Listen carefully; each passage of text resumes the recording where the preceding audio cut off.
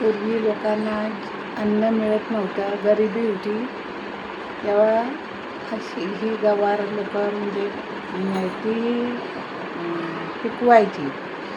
अशी गवार वगैरे मळे असायचे त्यांचे, तेव्हा असल्या गवार तोडून आणायची आई आणि उकडून मीठ टाकून उकडून मुलांना खायला द्यायचे भुकला.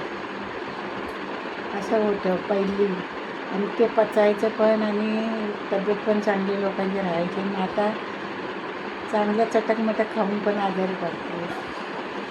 तर पूर्वीच्या लोकांचं हे असं खाणं होतं, अन्न मिळत कमी आहे, म्हणजे मुलं जास्त आणि शेती कमी पिकायची.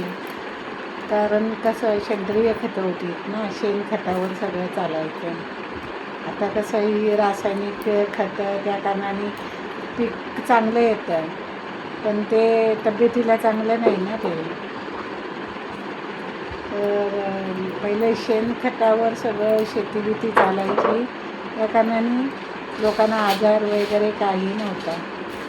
आता हे रासायनिक खतं तयार केली, जास्त पिकं यायला लागली, पोट भरून लोक खायला लागली अन्न, पण त्यांची पचनक्रिया चांगली होईना झाली.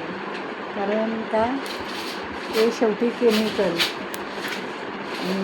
पूर्वीच्या लोकांचं कसं ओरिजिनल खाणं असायचं, थोडं मिळायचं पण ओरिजिनल असायचं, आणि म्हणून त्यांची मुलं परिवार सगळी गुडगुडीत मस्त आनंदमय जीवन होतं.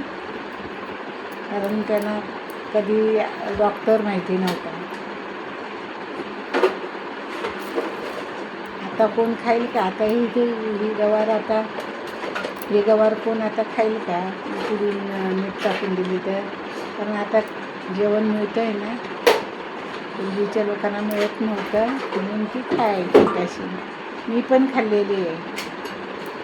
आमचे आई वडील शेतकरी होते, तेव्हा कधी कधी दुष्काळ पडायचा, तेव्हा शेती कमी पिकायची आणि आम्ही भावंडं जास्त होतो, त्या कारणाने आणि आमच्या आईवडिलांकडे जमीन कमी होती. ते राबवायला दुसऱ्याची ही कसायला जमीन घ्यायचे खंडाने, आणि अर्धं पीक त्यांना द्यायचे आणि अर्धं आपल्याला घ्यायचे धान्य. तेव्हा मग आमच्या आईवडिलांनी असं आम्हाला करून खायला घातलेलं आहे. अशा गवारची शेण ही करून उकडून मीठ टाकून खायला घातलेली आहे.